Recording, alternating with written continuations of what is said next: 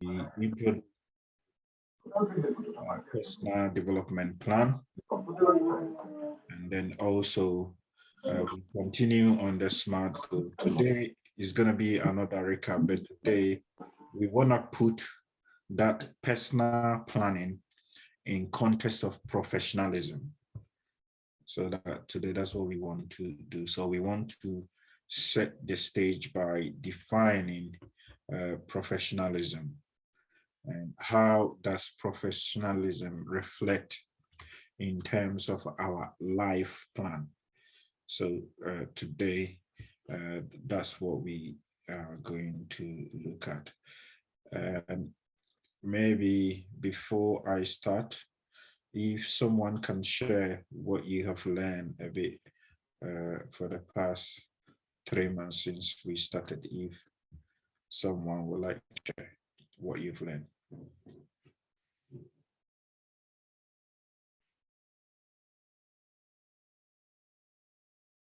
Can you see my screen?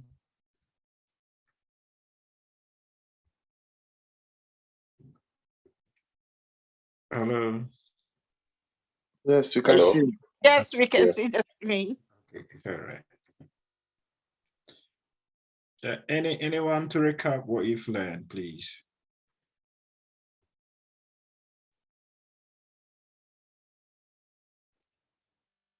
Hello. Hello. Yeah. We've learned about setting SMART goals and making sure they are achievable and practical. So I have learned about making SMART goals. So we've learned about setting SMART goals. Setting SMART goals, yeah. So today we will re-emphasize on the SMART goals again. But I don't know whether the 1 hour will allow us to come back to the SMART goals, but we want to define what we mean professionalism. So when we talk about, so we say that personal and professional development.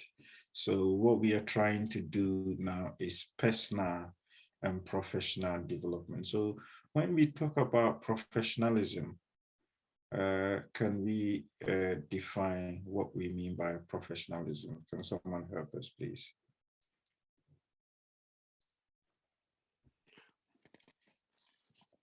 So professionalism, my understanding is trying to behave yourself in a professional manner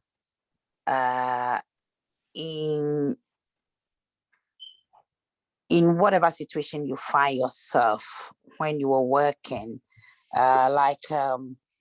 not putting your personal opinions or your personal feelings across or overruling your decision by making decision or making comments or behaving in a way that is expected of the said profession. Okay. Because every profession has its rules and regulation and conduct. Yeah. So your behavior should reflect and it should be in tune with the conduct of that particular profession. Profession that require, okay. Thank you, Dignes. Anyone? Professionalism, any additional? Praise the Lord. No. Hallelujah. Go ahead. Unfortunately, I cannot see you. I don't know why. I don't know what I can do to see the participant unless I'm on share. But go ahead, please. Praise the Lord. Hallelujah. Okay, so I want to add to what our mom said. So acting a professionalism is acting in accordance to a specified rules of conduct. So that's simply what acting professional means. Thank you. Okay. So thank you all. And therefore tonight, by the time we finish, we will set the parameters in terms of how we can define professionalism and how we can interpret professionalism in different kind of contexts. So in terms of what we want to set, when we talk about professionalism, it's about attitude, it's about goal setting, and it's about life management. And you realize what I'm saying later. Now, Eleanor Roosevelt said that the future belongs to those who believe in the beauty of their dreams. The future belongs to those who believe in the beauty of their dreams. And as Christians, we have hope, we have faith. And therefore, this is not far from what we believe, because we always believe that in Jeremiah 29:11, that God have better plans for us. And the most important thing is we don't sit there for that plans God for us. So that's what some people think, that if you sit there without doing anything about it, it will just come to you. And it's not like that. You need to work towards it, and God will bring it. It's only those things that are impossible for human, or that is beyond the natural, that God come in terms of faith and help her with it. But things that we are able to do, we put in an effort and God help us to do. And therefore we want to tonight define professionalism. I don't think we are able to do all of these, but as much as we can do, we will do define and describe personality and attitude and influence in our workplace, and identify our individual personality traits and values, and also identify influences of self-efficacy, and identify individual strategy to deal with past negative experience. And I don't think we are able to talk about the locus of control and in terms of learning. So, and the other one is, maybe we may revisit the goal setting that we've done already after talking through professionalism. But let's see how the 1 hour present us with in terms of the discussion. Okay. So in terms of professionalism, it's all about you. Okay, so the mirror will describe the foundation of how you view yourself and others, and how you will mostly like to perform at work. So when we're talking about professionalism, sometimes, although we do refer to people who have got certain kind of work as, oh, they are professionals, or they, a teacher, a nurse, or probably we are calling them professional. But professionalism sometimes is ethics, the way we work. So it mirrors, it describes you, who you are. So the foundation of how you view yourself and others, and how you mostly to likely perform at work. And that influence the way we act. So personality and attitude dictate how one responds to conflict, crisis, and other typical workplace situation. And even in the church, it does happen because of our personalities and the baggage that we bring. So when certain situation happens, you will see different people react in different ways. And that depicts in terms of our, our professionalism. So personality, attitude dictate how we respond to conflict, crisis, and other type of workplaces situation. And therefore, as in our workplaces or even in the church, we can input in professionalism there. So as a deaconess or as an elder in the church, or even a member in the church, sometimes our behaviors and attitude, we need to put in a bit of professionalism in there. So in terms of professionalism, we can talk about workplace behaviors that results in positive business relationships. So workplace behavior that results in positive business relationship. So can we, let me ask this question. Can we say that professionalism also apply in the church?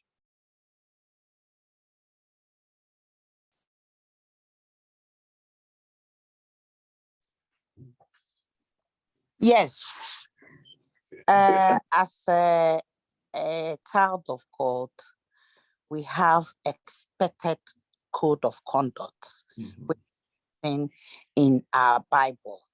So we are all trying to emulate Christ. Yeah. There are things that we saw the life of Christ, and the Bible is our code of conduct. So there are things that the Bible upholds on it. There are things that you shouldn't be doing as a child of God.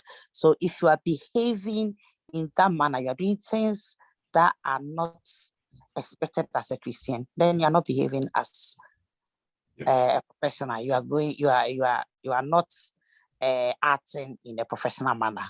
In a professional manner. So if we're talking about workplace behaviors that results in positive, so in the workplace we are talking about positive business relationship.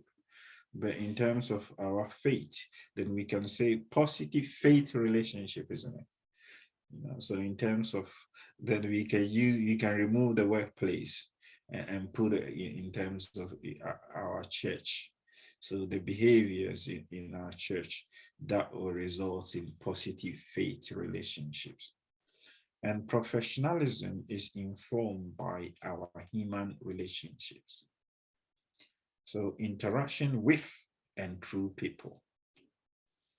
Interaction with and through people. So how we get along with other colleagues, how we get along with other work colleagues. And I say that all that we are describing is not only in our workplaces. And when we are talking about possessing the nation, these are some of the things that we are talking about, that a Christian will be able to behave in a professional manner in their workplaces where they have a lot of positive relationship with their colleagues, and that people will see Christ through them, like Deacon has defined it.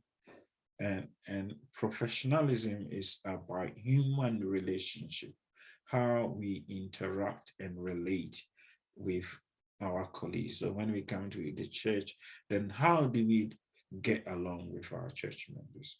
In terms of church officers, how, if we are elders, how do we get along with other colleague elders? If you are deacons and deaconesses, how do we get along with other colleagues?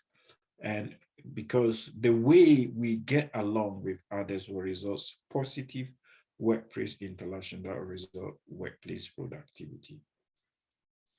So even in the secular world, if they believe that positive work relationship can result in productivity, it is the same way everywhere. So this is applicable in every situation where we have positive relationship interaction. You see that everyone is working and you are not relinquishing your duties, and there is a positive atmosphere, there is teamwork, and you see that there is a productivity. The end result is there. Okay. So in terms of, we are still defining, what influences professionalism. So we've talked about human relationship. One other thing is your personality as a result of your influences. So in terms of how people are able to behave in a professional manner, it depends on their experiences and influences outside of work affect your professional behavior. Yeah, so I think you should note this.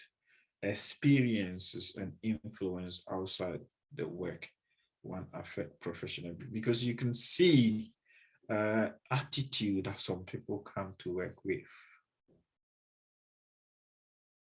And I mean, all of us work with people, and you can testify how they behave. And how they behave, what influences it is their family background, the kind of friends that they have, religion, and society that they belong to. It does influence it. And those of us, sometimes you can see a lot of people who at our workplaces swear a lot in their language. They will not speak one word without swear word. So where we are coming from, and for us in terms of Christians, it means that our faith should be able to influence or affect our professional behavior. So in order to understand workplace relationship, you must first understand yourself. So in terms of this personal and professional development, so some of the work, some of the things that I'll be helping you with, or we'll be doing, is some things that we can do to understand yourself, who you are. Because if you do not understand yourself, you cannot improve professionally. Because there are people who will speak to people anyhow without realizing how they are hurting others. And I think one of the topics that we will also treat, emotional intelligence. Emotional intelligence. So and the other time I don't know whether you see that I was talking about some people can stand in the church, and in terms of testimony time, I quite remember, at the end of the year, somebody came and stand in the church and say that, oh, I thank God, as for me, I have not visited hospital, I am not on medication, and therefore, God has done so much. Yeah, that's fine. God has done so much, but there are people in the church who are on medication. There are people in the church who who have been admitted to hospital. It doesn't mean that God doesn't love them. So, and sometimes some of the things, it's not about political correctness, but sometimes we need to understand ourselves that much.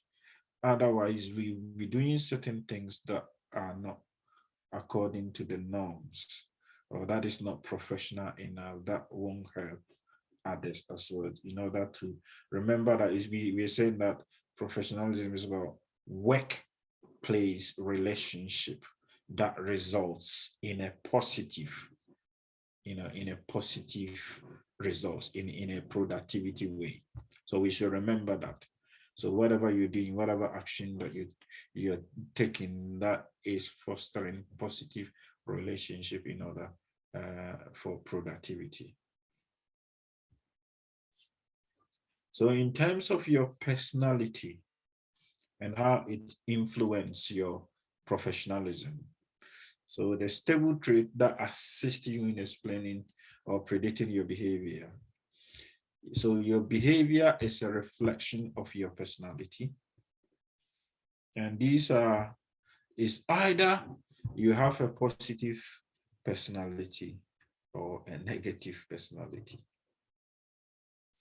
So when we are talking about, and therefore we're talking about self-awareness. So we need to reflect while we are doing this so that you can be consciously improve on your personality. Because sometimes people won't tell you, they will gossip behind you, your attitude, the way you behave towards people. So there are two ways. It's either your personality is a positive personality, you're caring, you're considerate, and you're organized. Or negative personality, very rude, unfocused, and lazy. And we cannot, well, maybe, is there any more that we can add to the positive or negative personalities? Any more adjective, please?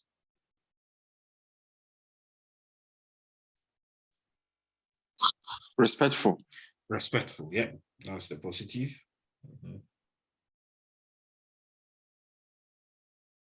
Any more, please? It's discussion, so humility. Humility. Yeah, humility, that's positive. Negative?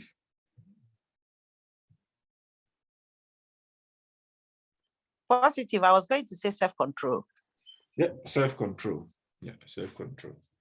So we are pointing out a lot of positive, which is really good. It's really good. So these are your personality trait that can inform, your professionalism. And so I was about to say something, but I just stopped, because sometimes people brag about me. I am direct. I will tell you straight in the face. But sometimes you need to be careful, because, like, let's say you are a presiding elder or you're a manager, and you keep telling your workers or those under you, telling them straight in the face,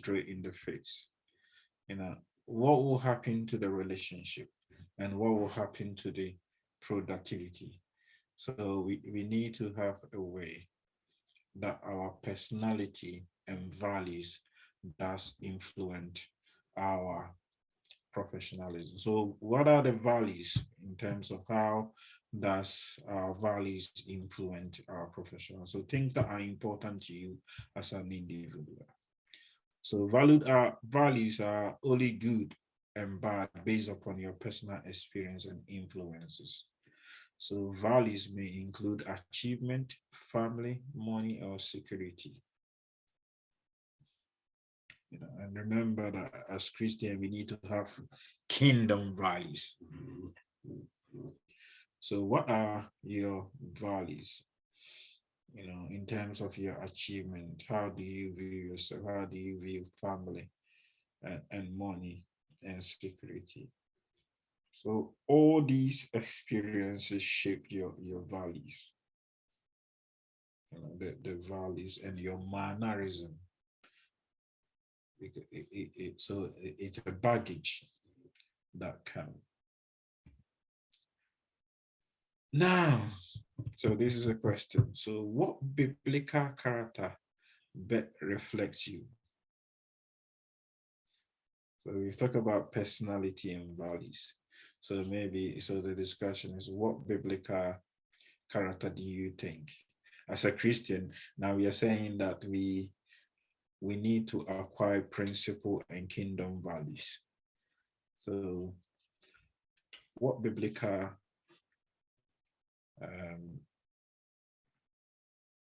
character do you think reflects you?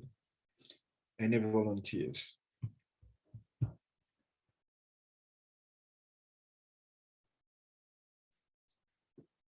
I'll stop sharing so that I can see you.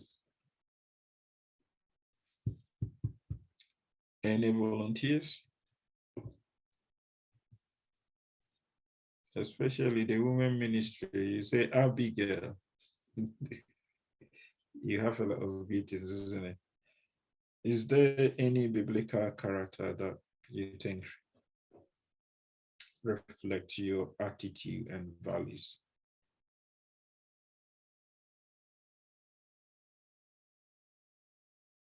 Any volunteer? I don't like talking too much.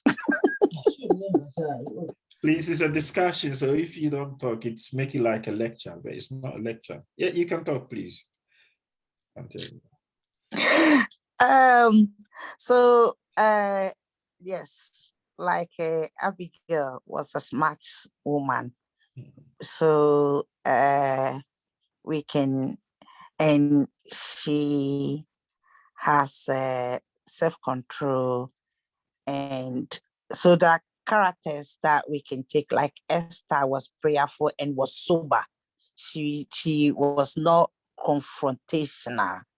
So like the way she went about the whole thing, she, like you gave an example that people who say I'm direct. She wasn't direct. She was tactical in presenting her things, and that won her a lot of way, and that made it didn't escalate the whole thing. And yeah, there are a lot of characters like that that we can look at. Yeah, and for me, I think when I was not a long time ago, when I was becoming a presiding elder and I was praying. There are two characters that I wanted to emulate. That in terms of the people that I'm leading, getting things for them, sorry, and leading them to get things, I want to be like Joshua, who led the Israelites to conquer the land in the Canaan. But in terms of my personal relationship with God, I would like to be like David, where I am open, I bear out all my weaknesses to God so that I can improve all the time. So, in terms of Christians, sometimes we can have, and then Jesus is also, the other time I wanted to read all the Gospels to know how Jesus do his things, how Jesus preaches, how Jesus, does his things. And these are some of the things that we need to emulate. And in terms of self-reflection, is important where we are coming from and the people that we are meeting, because sometimes you might have the perception that where you're coming from is the same, and it's not the same everywhere. It doesn't help in terms of relationship. Okay. Hello, Hello. please, I have a question. Okay, ask. Please, you were talking about being direct. I want to know the difference between being direct and being honest. Because I feel that when someone is direct to you, the person is being honest to you. I don't know if you can please differentiate the two for me so that I can better understand it. Okay. There are,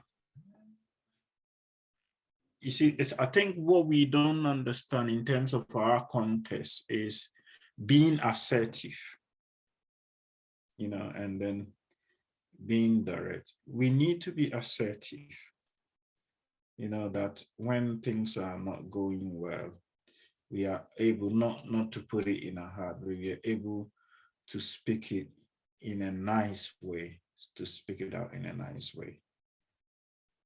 So that one is there. So sometimes in terms of, we were talking about being rude.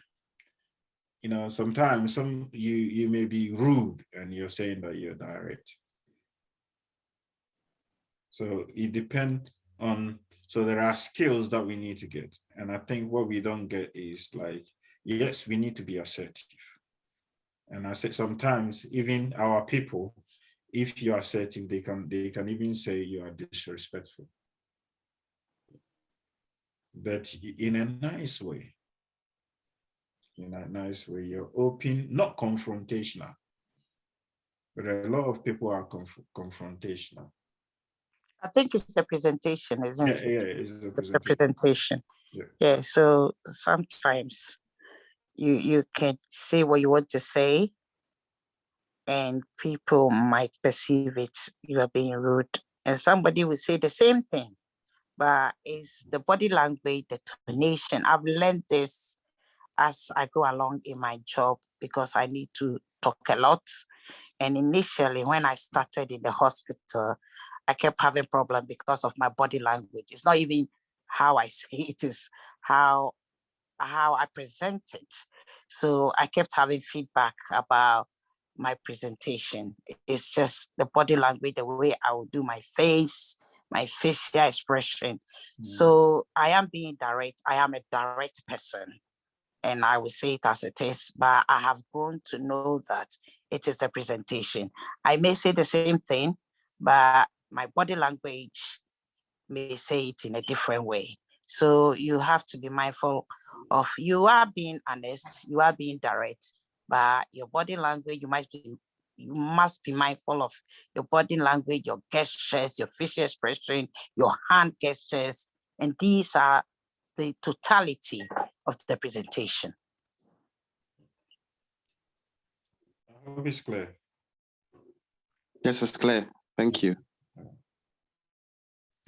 Okay, so Now we come to attitudes and how we are shaped by our attitudes. So attitude is a strong belief toward people, things, and situations. So an individual performance influences a group performance, which then impact on organizational performance. So a strong belief toward things and situations. An individual performance influence a group performance, which then impact on organizational performance. Sometimes it's difficult when you're working with some people. They have a kind of strong belief, some I would say some weird. It doesn't matter what you do, they believe that certain things should be done in a certain way. And if you don't do it that way, they will never accept it.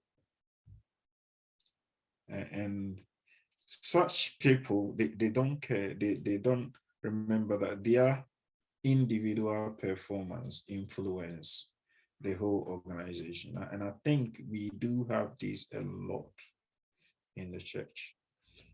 And there are a lot of people that their attitude, their strong belief in certain situations is impacting on their attitude in the church and their individual and even among the officers. And therefore it's impacting. So you have only few people working in the church. So since you cannot avoid others, be aware of the impact and other individuals have on your life. So we're still talking about self-awareness. So we cannot, in our life, we cannot avoid. So we are not an island on ourselves. And you cannot avoid others. And therefore we should be aware of other people's attitude and the impact it will have on us, and also our attitude and the impact it will have on others. So we should be aware of that. So so all these things that we are talking about are all the ingredients of professionalism. It's help you shape your personal and professional development. If you are aware of these things, that's going to shape your workplace attitude. So your self-concept, how you view yourself, your self-image, your belief of how others view you. This one. There are people who think everybody hates them. And I've come across such people, especially in the church. Your belief of how others view you. They have it. It doesn't matter what you tell them. They think everybody hates them, everybody don't like them. And if the group is doing anything, they wouldn't like to involve themselves. And that's not a professional way. Self-efficacy, your belief in your ability to perform a task, is also help you in terms of your personal development and so if you don't believe you can do a task, what do?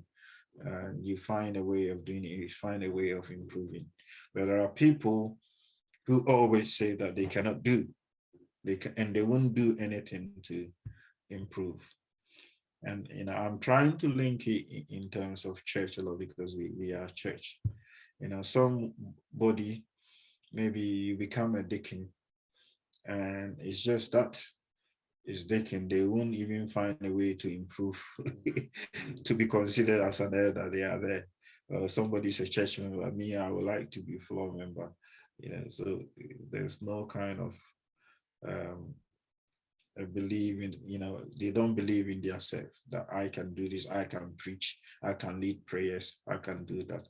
And in the same way in our workplaces.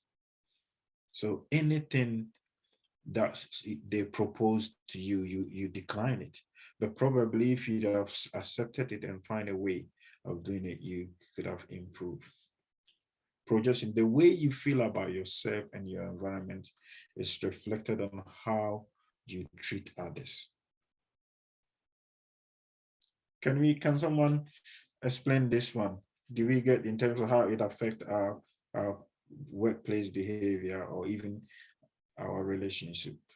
The way we feel about yourself and your environment is reflected on how you treat others. Do we agree or disagree? Let's discuss.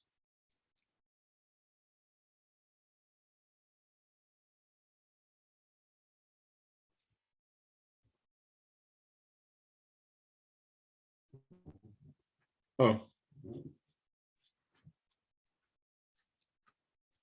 please. I need your input.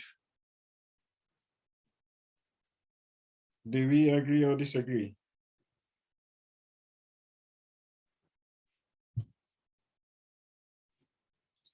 Maybe I should mention names, is it?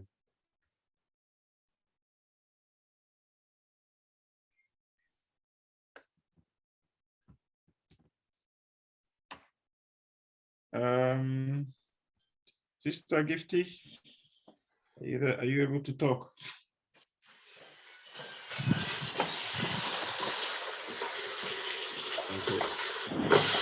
Okay.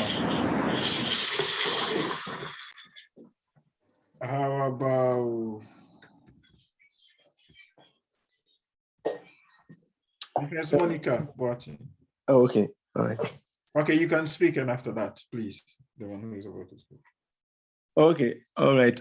I just wanted to understand the. Carry on. Okay. Yeah, go ahead. Please, I just wanted to understand the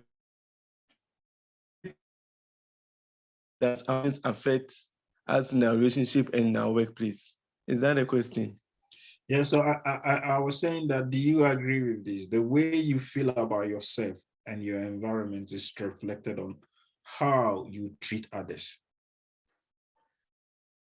To a large extent, personally, I think it is true to a large extent because perception, feelings is more or less about perception. Okay. And if we look at a lot of things that happens in this way, it's based on perception. I may not have spoken to you, but I perceive that maybe you are having an issue with me, or I may not have even spoken to you, but your gesture from afar, I may conclude and also have a different attitude towards you. So I believe the way you feel may have an effect on how you also treat others, which may not always be the case. Yeah. That is what I say about it. So we have to be very careful with our feelings. We have to be very careful with the way we feel about others. So you can see that even this one, they are talking about in professionalism. How about Christianity? And you can see that there are a lot in our churches. People carry the way they are feeling. It may not be like that. I quite remember, there's this church member that I always go into a bus with her. She doesn't greet me. I was dating then. I say hello, and she doesn't even mind me at all. And one day I said, what have I done to you? And she said that one day she came to meet me on a bus. And I don't know how to say, Namamuna.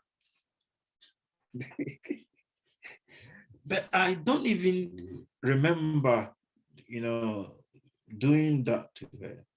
But she have felt like that. She have perceived, and therefore, whenever we take the same bus to work, but whenever she come on the bus, do not say hello, and then you just get off the bus and go. But we were in the same church. So at that time, because I was dating, I said, no. I wouldn't let this be Ayaka. So I just approached her to say, what have I done to you? And then she is. So there are a lot of how people feel about themselves and probably how they think you're behaving towards them, and it reflects on how they treat you. And therefore so we're talking about self-concept, self-image, and self-efficacy. And it can lead to how we relate to others. Okay. Pastor, can I say something? Yeah. To some extent, too, people treat people in the opposite direction. How they feel about themselves, they treat people in the opposite way about how they feel about themselves. Because sometimes to them, what they are feeling about themselves is not the way they would treat other people, because it can counteract their own feelings. Okay. And then, treat people differently. So That's is it better or better? Yeah, or that's why the saying of the Bible says that you must treat people the way you want people to treat you.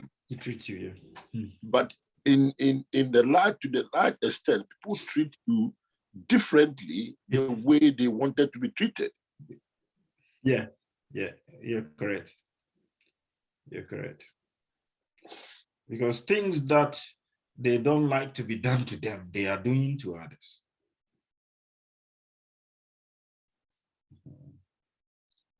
Okay, so I think we don't have that much time. So, in all these things, so, I think this thing has covered it. Dealing with the past negative baggage. So our professionalism, our baggages does affect our professionalism or the way we dealing with the negative. So past experience impact your personality. So baggage will affect your performance. So you are at your work and you have that baggage, it will affect your ability to work. It will affect your performance. And therefore, confront your past. And this one that I'm talking about, this is even in a secular, it's not the biblical context. You said that this one I was teaching these in personal and professional development. Confront your past, practice forgiveness, even in a secular way. How about Christianity? So some of these things has been adapted from Christianity, and they are using it to make workplaces work. And we are Christians, and we are not, practicing some of these things. Practice forgiveness and move forward. And keep in mind that it is sometimes a painful process to reach your goal of becoming the best individual you can be. So it's a hard job. So keep in mind that if you want to become the best of yourself, if you want to do the best of your ability, confront your past, practice forgiveness, move forward, and remember that it's not easy to become the best of yourself. There are a lot of things that you need to let go.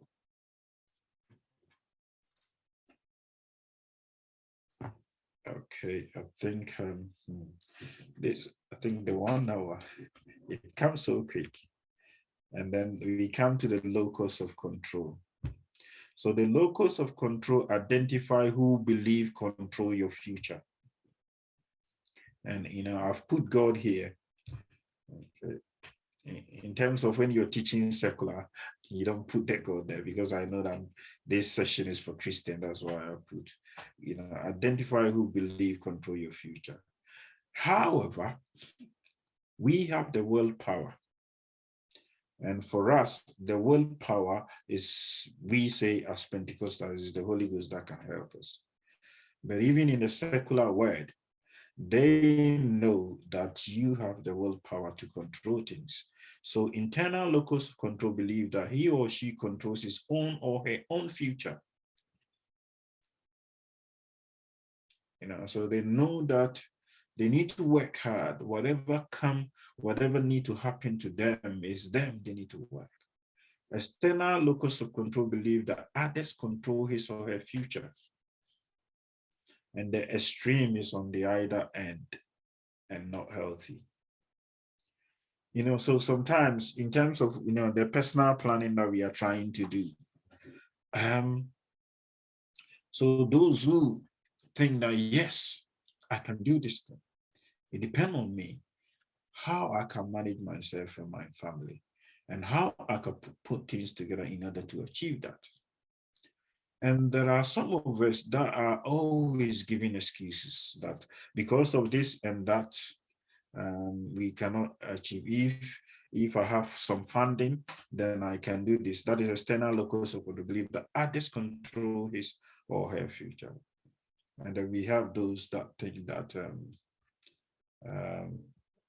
in the other end, let's see, there's a question.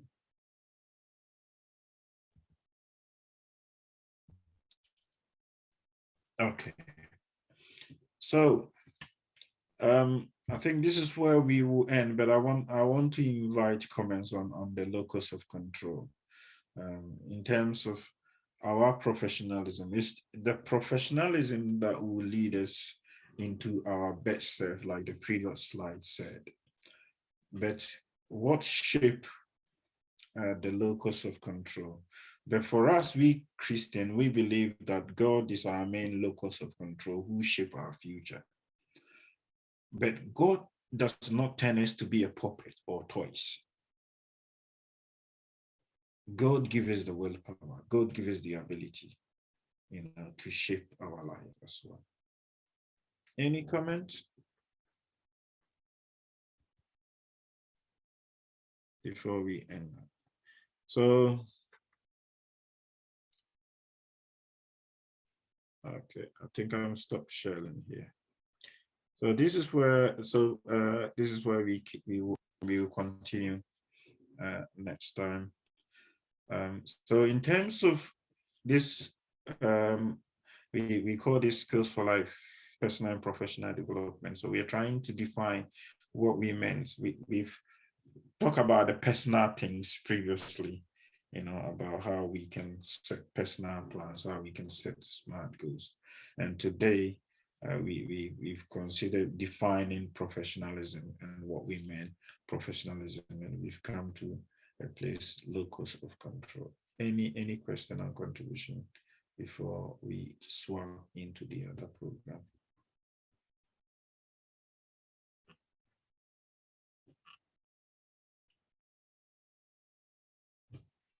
Oh, if you come and you are quiet like that, it wouldn't make it nice. Your locus of control, if you are a child or you are a young one, can it be your parents? I know as Christians it's God, but as parents have influence to some extent of the future children. If you're a young person who is dependent on someone, could they be your locus of control? Yeah, it could be. That's why even the Bible says, teach the child the way he should go, so that when he's old, he will not depart from it. So when you are a child, it depends on your parent to direct their affairs. But when they get to the teenage age, then when they become more aware. So we're talking about self-awareness. When they become more aware, then things begin to change.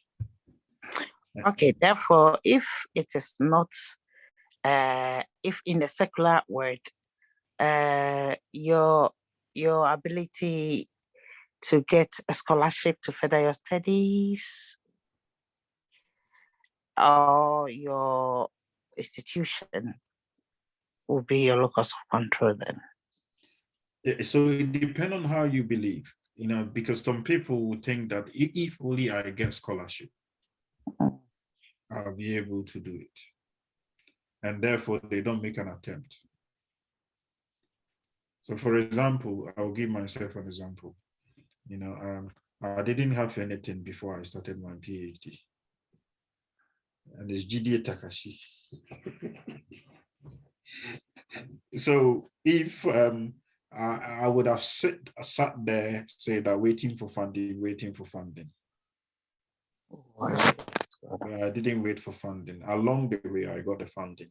I didn't wait for funding. So it depends on how we perceive ourselves, how we are able to achieve things. And that's why in terms of the whites, because they don't believe in God, some of them are going for humanist. That humanist thing that's coming is they believe more on themselves than, external locus, that everything is about them. Okay, thank you. So thank you very much. Ada Chris.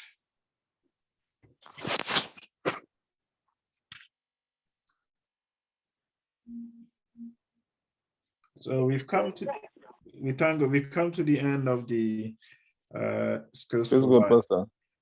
Are you free? Sorry, I was caught up somewhere, so that's why. Okay. All right. Yeah. Okay.